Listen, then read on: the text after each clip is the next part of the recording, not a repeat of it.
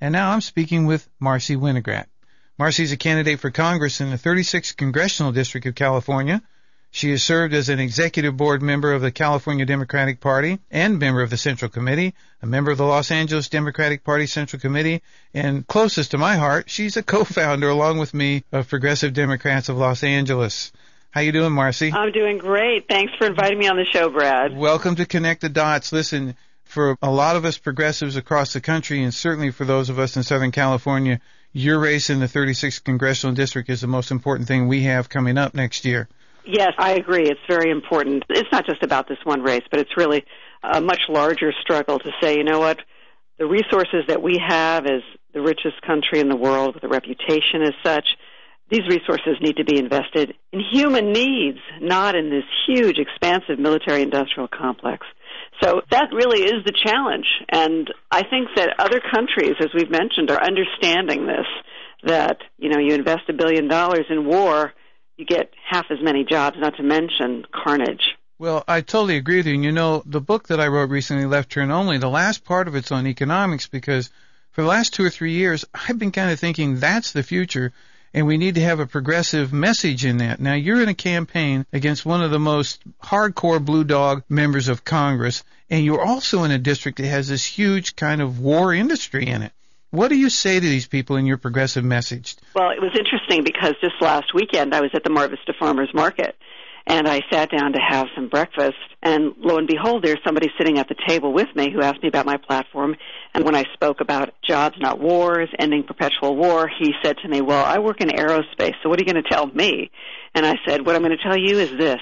We need you now. We need you now more than ever before. We need your talents. We need your know-how as we transition to a new green economy. It is shameful that in this country, if you are an engineering graduate, if you have a terrific mind, you have such limited opportunities to apply your engineering skills.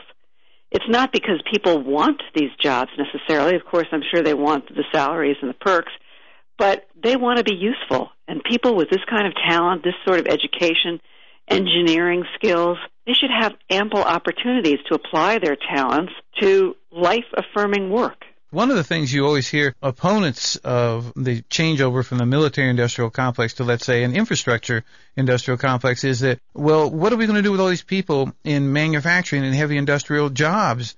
And what would you say to them? What kind of jobs are there for them in this new Green New Deal?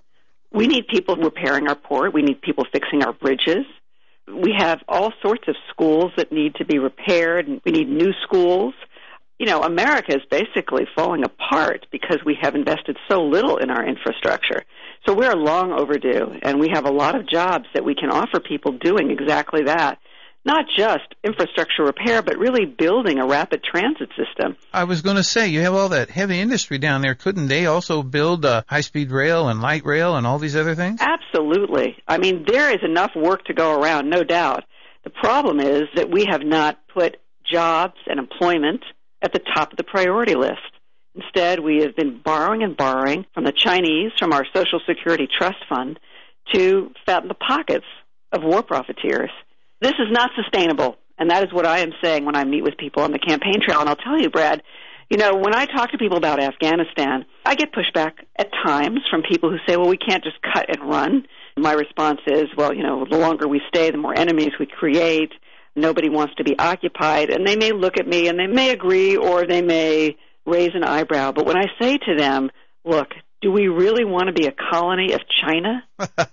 Then I get a totally different response. If I say to them, you argue that we cannot afford to leave, I am arguing that we cannot afford to stay because we are bleeding our treasury. And then people look at me differently. Well, that's interesting you would say that, because for a long time as a progressive, I have been agreeing with what I heard Aaron Flynn say some time ago. It's not good enough to just know what you oppose. You must know what you propose. And I hear in what you're saying, for instance, in a new progressive business ethic, which to me would be something along the lines of local, sustainable, renewable, and humane. If your business meets all those criteria, you got a good business going forward. I agree. And, you know, speaking of aerospace, just to hark back to that, the aerospace industry in this country has asked for $6 billion of the TARP money. And I say give it to aerospace if aerospace can start to transition and create jobs building solar panels, building railway cars. There's no reason why we should be outsourcing all of this work to China, to Europe, elsewhere. We can do it right here. So what you're offering your constituents is what I hear you saying then is the job you have now is from the past. It's all about war, but I'm offering you a job from the future. Exactly. My opponent, Jane Harman, she said when I heard her more recently, she said something like, the proudest moment in my life is the moment that I stood with aerospace, but really military contractors is what she was talking about. Mm-hmm. I think that what we now need in this country is something similar to the New Deal, but I would call it a Green New Deal.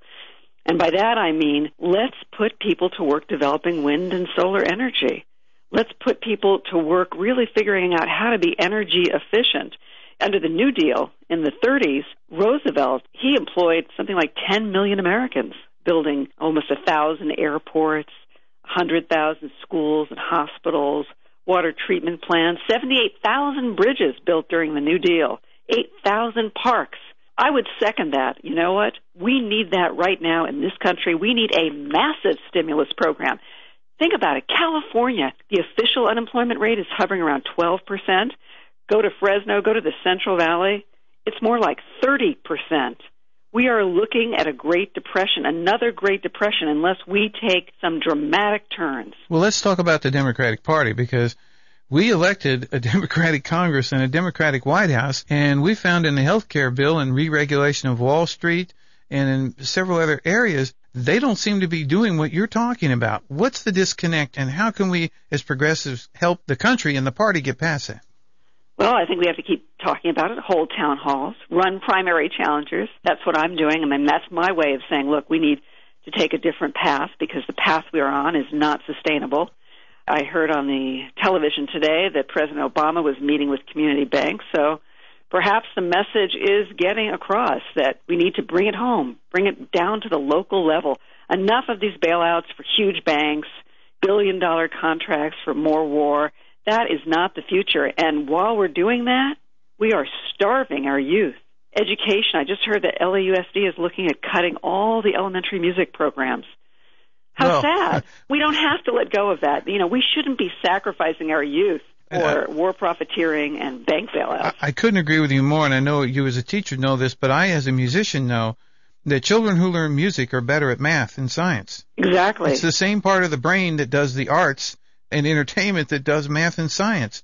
And not only that, but it's the music and it's the art that inspires us. It's the music and the art that really elicits our muse. I'm a teacher. I know that. Kids need to have their soul fed. It can't just be about sitting and doing book work and drill and kill and so forth. That's not stimulating. That's not engaging. So part of my platform, Brad, in my congressional race in the 36th district is calling for a new education agenda, a repeal of No Child Left Behind. I understand that those architects of No Child Left Behind, some of them were very well-meaning. And I have to say that I put my faith in it, and I tried it, you know. I think there's something to be said for accountability. We need expectations, clear expectations. But what has happened is that we have set a bar at such a level that people are doomed to fail. Districts, whole districts are doomed to fail. So what happens when you have failing districts? It's the same thing that you have when you have failing classrooms. You have failure, and failure does not breed excitement, stimulation, engagement. What we need to do is say, look, let's spend our resources most strategically. Let's invest in early childhood education, in literacy, art, music, state-of-the-art technology.